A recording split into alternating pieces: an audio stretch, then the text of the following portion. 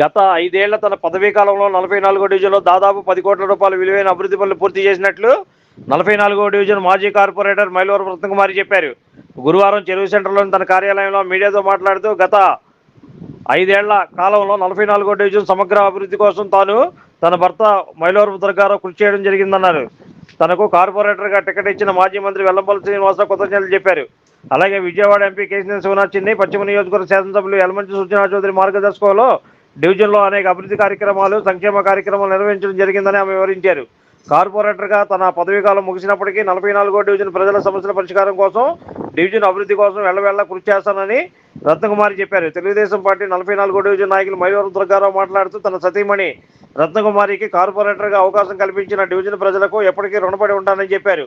కార్పొరేటర్గా పదవీకాలం పూర్తి అయినా ప్రతినిత్యం డివిజన్ ప్రజలకు అందుబాటులో ఉండి వారి సమస్యల పరిష్కారానికి కృషి చేస్తానని చెప్పారు. ఇప్పటివరకు ప్రజల నమ్మకాన్ని వమ్ము చేయకుండా పనిచేస్తున్నామని, డివిజన్లో సుమారు 10 కోట్ల రూపాయల అభివృద్ధి పనులు పూర్తి చేసినట్లు ఆయన వివరించారు.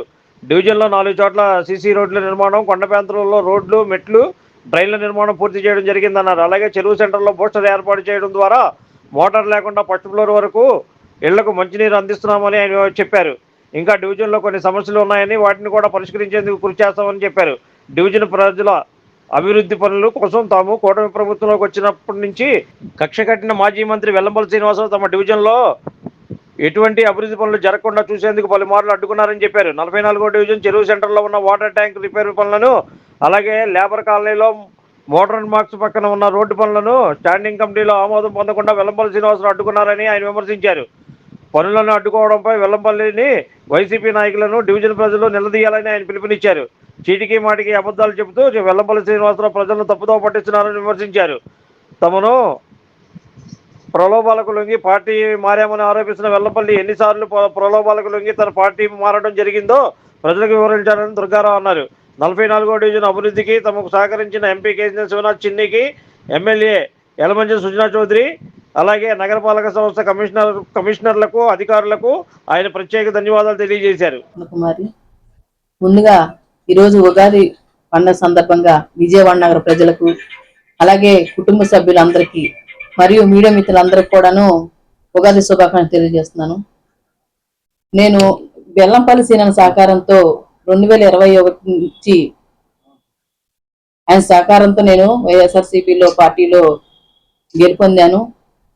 2026తో 5 సంవత్సరాల పదవీ కాలం పూర్తయిన సందర్భంగా నాకు సహకరించిన డివిజన్ ప్రజలకు, అలాగే తన కష్టాన్ని తన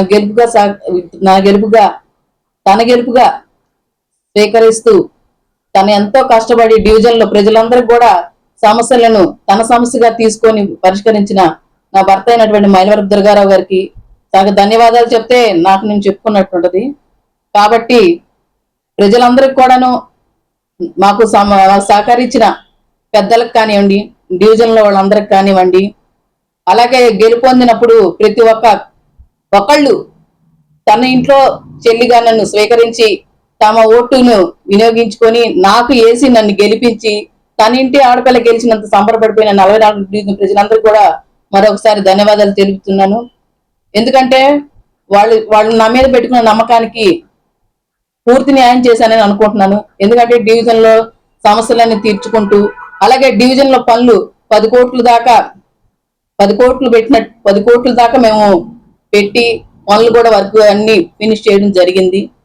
మరి నా మీద ఉంచిన బాధ్యతను 100% నేను తీర్చానని అనుకుంటున్నాను. అలాగే నాకు సహకరించిన పెద్దలకు అయినటువంటి వెల్లంపల్లి సీనన్నకి నాకు ఈ అవకాశం ఇచ్చినందుకు మరొకసారి ప్రత్యేక ధన్యవాదాలు తెలుపుకుంటున్నాను. ఈరోజు ఉగాది పర్వదినాన విజయవాడ నగర ప్రజలకు, మరి ముఖ్యంగా 44వ డివిజన్ ప్రజలకు, మీడియా మిత్రులకు, మా యొక్క ఎన్డీఏ కూటమి నాయకులకు, కార్యకర్తలు అందరికి కూడా ఉగాది శుభాకాంక్షలు తెలియజేస్తూ, ఈరోజు ఈ ప్రెస్ మీటు మా 2021 మార్చి 18వ తారీఖున నా భార్య మైలవరపు రత్నకుమారి గారు 44వ డివిజన్గా కార్పొరేటర్గా ప్రమాణ స్వీకారం చేసి, మరి 2026 17వ తారీఖు మార్చి 17వ తారీఖుకి 5 సంవత్సరాలు పూర్తి చేసుకొని మరి ఈ అవకాశం కల్పించినటువంటి ఆనాటి మాజీ మంత్రివర్యులు ప్రస్తుత వైఎస్ఆర్సీపీ ఇన్ఛార్జి వెల్లంపల్లి శ్రీనివాస్ గారికి ప్రత్యేకమైనటువంటి ధన్యవాదాలు తెలియజేస్తున్నాం. అలాగే మాకు ఏదైతే నమ్మకంతో సీట్ ఇచ్చిన తర్వాత మా 44వ డివిజన్లో ఉన్నటువంటి పెద్దలు చాలామంది సొంత కుటుంబ సభ్యుల్లాగా నాకు దాదాపు అన్ని కులమతాలకు అతీతంగా అన్ని కులాల్లో వారు కూడా సొంత ఇంటి కుటుంబ సభ్యుల్లాగా మాకు పనిచేసి మమ్మల్ని 5 సంవత్సరాలు కూడా ఆదరాభిమానాలు అందించి చక్కగా చూసుకున్నటువంటి 44వ డివిజన్ ప్రజలకు ఎప్పటికీ రుణపడి ఉంటానని చెప్పి ఈ సందర్భంగా తెలియజేస్తున్నాను. ఏదైతే మాకు 44వ డివిజన్ ప్రజలు నా భార్యను గెలిపించారో ఆ యొక్క నమ్మకాన్ని ఒమ్ము చేయకుండా 44వ డివిజన్లో దాదాపు 9 నుండి 10 కోట్ల రూపాయల వ్యయంతో అనేకమైనటువంటి డెవలప్మెంట్ కార్యక్రమాలు చేయడం జరిగింది. ఇవాళ చెరువు సెంటర్లో ఉన్నటువంటి మొత్తం సీసీ రోడ్లు కానీ, అలాగే ఎద్దనపూడి వారి, మూలవారి వీధి, గంజాల మంద వీధి, కేసీ పబ్లిక్ స్కూల్ రోడ్డు, అలాగే అటు రోడ్లు కానీ మొత్తం రోడ్లు కూడా సీసీ రోడ్లు వేయించడమే కాకుండా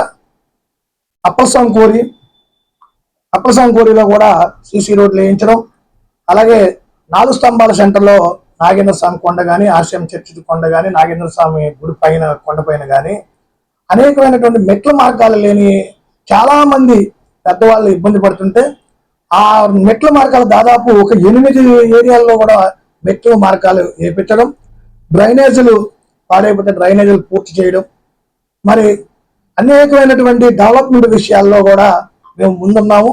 అలాగే ప్రజలు ఏదైతే నా దగ్గరికి 44 డివిజన్ సమస్య మీద నా దగ్గరికి రాకుండా నేనే పొద్దున వాళ్ళ దగ్గరికి వెళ్ళి సమస్యని అడిగి తెలుసుకొని పరిష్కరించే మార్గంలో నేను ముందుకెళ్ళని చెప్పి మీ మీడియా ద్వారా తెలియజేస్తున్నాను.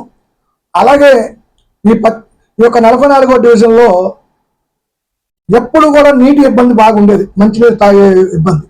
అలాగే 2021 ఎన్నికైన తర్వాత మొట్టమొదటిసారిగా చేసినటువంటి ఇదేంటే వాటర్ సప్లై, వాటర్ ప్రజలకు అందజేయాలనే విధంగా ఈరోజు ఎప్పుడు మాకు చెరువు సెంటర్లో ట్యాంక్ కానీ మనకి హెడ్ వాటర్స్ కానివ్వండి పంపింగ్ అయ్యేది. ఆ పంపింగ్ కూడా ఇక్కడ 44వ డివిజన్లోని చెరువు సెంటర్లో ఒక బూస్టర్ ఏర్పాటు చేసి ఇక్కడ బూస్టర్ కానివ్వండి పంపింగ్ చేసుకునే విధంగా ఏర్పాటు చేయడం, అలాగే కింద ఉన్న భాగంలో 8 అంగుళాల లైన్, 12 అంగుళాల లైన్ కూడా డైరెక్ట్ చేయడం వల్ల ఇవాళ ప్రజలకి మోటార్ వేసుకోకుండా ఈ కింద భాగంలో ప్రతి ఒక్కరికి కూడాను ఫస్ట్ ఫ్లోర్ దాకా కూడా నీళ్ళు ఎక్కే విధంగా మరి వాళ్ళ తీర్చిదిద్దాము ఈ యొక్క ప్రజల సహాయ సహకారాలతో. చిన్న మా దృష్టికి వచ్చిన చిన్న చేయడానికి కొంత టైం సరిపోయి అది కూడా లెటర్లు ఇచ్చున్నాం, అది కూడా చేస్తారు, ప్రజలకు ఎటువంటి ఇబ్బంది లేదు. అలాగే 44వ డివిజన్లోని మరి ముఖ్యంగా చెప్పాలంటే వాటర్ ట్యాంక్ దాదాపు మేము ఎక్కిన కానీ కూడా ప్రతిసారి కూడా చెప్తాం జరిగింది, కింద బాటం మొత్తం పోయి తుప్పు వాటర్ లాగా రావడం ప్రజలకి ఇబ్బందికరంగా ఉందని చెప్పి అధికారుల దృష్టికి అనేక మార్లు తెలియజేయడం జరిగింది. దాన్ని రిపేర్ కొరకు దాదాపు ఒక 37 లక్షల రూపాయలతో రిపేర్లు కింద కానీ పైన కానీ రిపేర్ చేయడం కొరకు మొన్న స్టాండింగ్ కమిటీలో పెడితే ఈరోజు ప్రజల తీర్పుని గౌరవిస్తూ ప్రజల యొక్క ఆకాంక్షని అనుగుణంగా ఏదైతే ప్రజలు మమ్మల్ని నమ్మి ఓటేశారో వారికి సేవ చేసే మార్గంలో వెళ్ళాలనే ఉద్దేశంతో ఇవాళ ఎన్డీఏ కూటమి ఆహ్వానించిన సందర్భంగా మేమందరం కూడా దాంట్లోకి ఆ పార్టీలో జాయిన్ అవడం జరిగింది. ఆ యొక్క మా మీద ఉన్నటువంటి కోపంతో, పార్టీ మారేమైన కోపంతో ఇవాళ ప్రజలకి పొద్దున్నైతే వాటర్ తాగే నీళ్ళ ట్యాంకి రిపేర్లు మరమ్మతులు కూడా అడ్డుకున్నటువంటి వ్యక్తులు మరి వెల్లంపల్లి శ్రీనివాస్ గారు. దయచేసి ఇలాంటి చాలా ఉన్నాయి. అలాగే లేబర్ కాలనీలో మోడర్న్ మ్యాక్స్ టీ స్టాల్ పక్క నుండి లేబర్ కాలనీ లోనికి వెళ్ళడానికి రోడ్డు దాదాపు 27 లక్షల రూపాయలతో వ్యయంతో డ్రైనేజీ ప్లస్ సిసి రోడ్డు చేస్తే దాన్ని కూడా స్టాండింగ్ కమిటీలో క్యాన్సిల్ చేసినటువంటి దాఖలాలు ఉన్నాయి. ఇవన్నీ కూడా ప్రజలకు తెలియజేయాలి. ఎందుకంటే మేము కష్టం పడ్డాం, దీన్ని ఎవరు ఆపారు, దీన్ని ఎందుకు అడ్డుకున్నారు అనేది ప్రజల రేపు వెల్లంపల్లి శ్రీనివాస్ గారిని, వైఎస్ఆర్ కాంగ్రెస్ పార్టీ నాయకుల్ని నిలబెట్టాలని చెప్పి ఈ సందర్భంగా మీ మీడియా ద్వారా తెలియజేస్తున్నాను. అలాగే నాకు ఏదైతే వైఎస్ఆర్ కాంగ్రెస్ పార్టీలో నాకు సీట్ ఇచ్చి, నా భార్యకి సీట్ ఇచ్చి, ఆ సీటుతో పాటు ఆమెకు సరిపోయే నిధులు కూడా ఏర్పాటు చేసినటువంటి వెల్లంపల్లి శ్రీనివాస్ గారికి ప్రత్యేక మరొకసారి ధన్యవాదాలు తెలియజేస్తున్నాం. ఎందుకంటే వెల్లంపల్లి శ్రీనివాస్ గారు మనిషి లేకపోతే అన్ని అబద్ధాలే చెప్తారు. వాళ్ళకి ఇచ్చేసాం, వీళ్ళకి ఇచ్చేసామని. ఎప్పుడైనా మాట్లాడేటప్పుడు మనుషులను దగ్గర పెట్టుకొని మాట్లాడాల్సిన అవసరం ఉన్నది. ప్రజల్ని నువ్వు పైకి సత్య హరిశ్చంద్రులా కనబడతావు, నువ్వు వాన చేసేదంతా కూడా దుర్మార్గమైన ఆలోచనలే.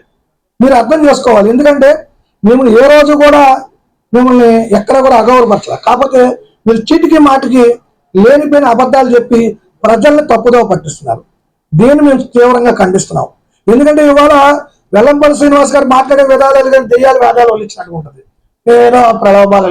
ఎందుకు సార్ వెల్లంపల్లి శ్రీనివాస్ గారు ఎవరు మీరు ప్రలోభాలకు లొంగాని మేము అనుకుంటే మరి మీరు ఎన్నిసార్లు ప్రలోభాలకు లొంగి వెళ్ళారు? దీనికి ప్రజలు సమాధానం చెప్పాలి. ఎగతోడిని ఒక మాట అన్నప్పుడు మనం ఏం చేశామనేది కూడా ఒకసారి చూసుకోవాలి. అలాంటి ఎన్ని మర్చిపోయి ఏదో నీ ఇష్టం, నీ నాలుగు ఉంది కదా అని చెప్పి ఏదో మాట్లాడడం అనేది మంచి పద్ధతి కాదని చెప్పి వెల్లంపల్లి శ్రీనివాస్ గారికి నేను ప్రత్యేకంగా వారికి హితవు పలుకుతున్నాను. అలాగే మా యొక్క డివిజన్లోని అనేకమైనటువంటి ఎప్పుడైతే ఎన్డీఏ కూటమిలోకి వచ్చిన తర్వాత స్థానిక శాసనసభ్యులు ఎల్లమంచిలి సత్యనారాయణ సుజనా చౌదరి గారు కానీ, మా ఎంపీ కేశినేని చిన్ని గారు కానీ ప్రతి ఒక్క కార్యక్రమంలో మాకు తోడుండి డెవలప్మెంట్ విషయంలో ముందుకు వెళ్లే విధంగా మాకు తోడుగా ఉన్నటువంటి వారిద్దరు కూడా ప్రత్యేకమైనటువంటి ధన్యవాదాలు తెలియజేస్తాం. అలాగే మాకు ఏ యొక్క పనులు తీసుకెళ్ళినా కూడా మున్సిపల్ కార్పొరేషన్ ఐఏఎస్ ఆఫీస్ కమిషనర్లు ప్రసన్న వెంకటేష్ గారు కానీ, రంజిత్ బాషా గారు కానీ, స్వప్నల్ దినకర్ గారు కానీ, అలాగే ధ్యానచంద్ర గారు కానీ, ఐఏఎస్లు అందరూ కూడా మాకు చక్కగా కోఆపరేషన్ చేసి డెవలప్మెంట్ విషయంలో ముందుకు నడిపించే విధంగా ఈ కమిషనర్ అందరూ సహకరించిన వారికి ప్రత్యేకమైనటువంటి ధన్యవాదాలు తెలియజేస్తున్నాం.